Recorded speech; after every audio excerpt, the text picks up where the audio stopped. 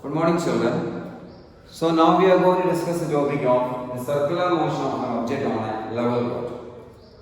As you know, any object is moving in a circular path.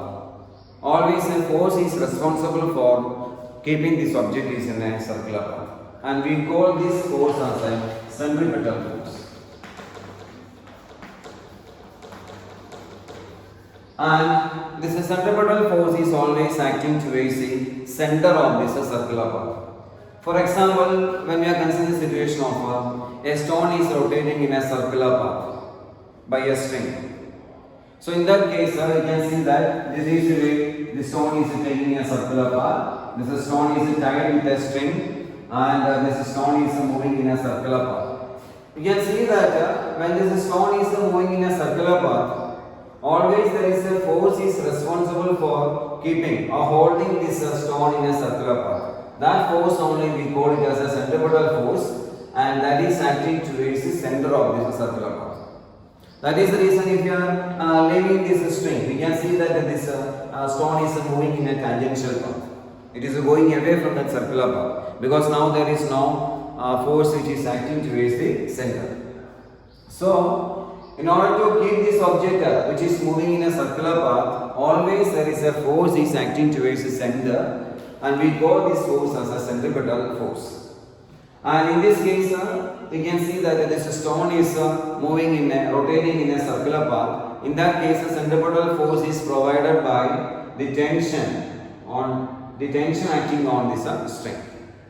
So the tension acting on the string only providing this centripetal force, and which keeps this stone in a circular path.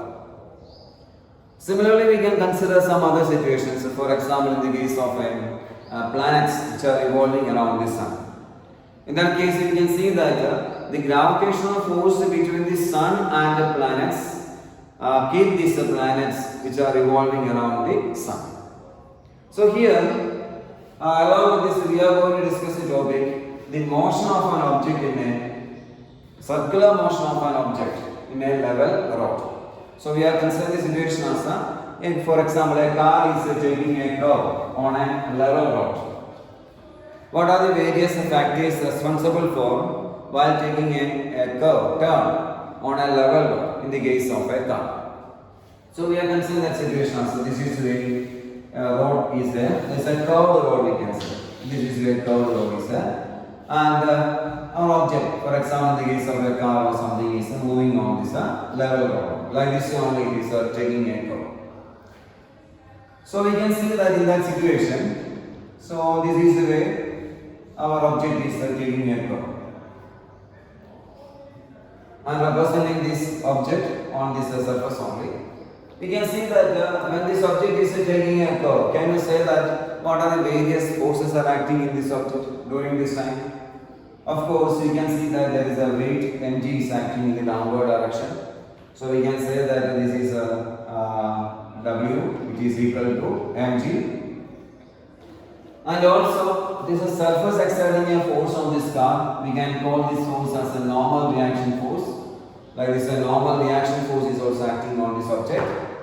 And in this case, we can see that frictional force is also acting, and this frictional force is acting towards the center of this circular path. And do you know that this frictional force only keeps this object on this circular track without skidding away from this circular track. So when we are considering this situation, these are the various forces are acting on this object when this car is taking a circular turn on a level surface. You can see that since there is no vertical acceleration, the net force acting on this car or this object is considered as a 0. So we can consider that situation as a n minus mg. From this equation you can see that there is no vertical acceleration. So the net force acting on this system is considered as a 0. So we can consider that situation as a n minus mg is equal to 0. Or we can say this equation as a n is equal to mg. Now we can see that in this case, when this car is taking a curve, I said already, so the frictional force, static friction only provide the necessary centripetal force to keep this object in a circular path. So we can say that this frictional force is we already studied static friction is equal to what is that mu s into n. So this is static friction only hold this object which is moving in a circular path without skidding or without slipping away from this circular path.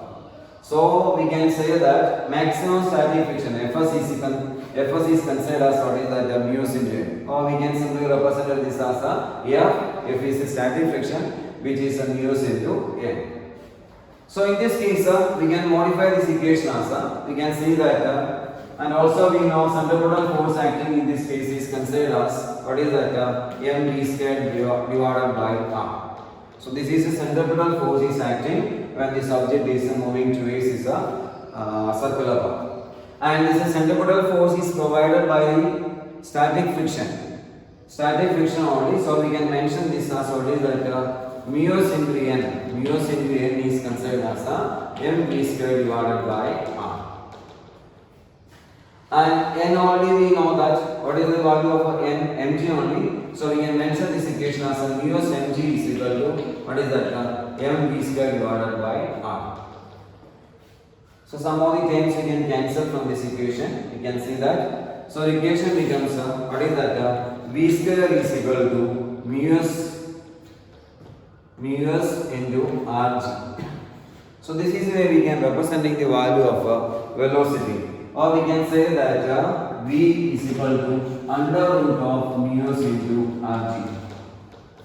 Here we have taken, we can see that here we have taken the maximum static friction is considered as a mu s into n on the basis of the maximum velocity is considered as a v. So equation becomes a v max is equal to what is that v max is equal to under root of mu s into rg. So we can say that when an object is moving in a circular path, the maximum velocity can be acquired by this object is given by mu s into rg, where mu s is considered as the coefficient of static friction and r is considered as the radius of this circular path. Capital R is considered as the radius of this circular path and g is considered as the acceleration due to gravity. So the maximum safe speed acquired by the object while taking a circular level road, we can say that is given by mu s into rg. Okay.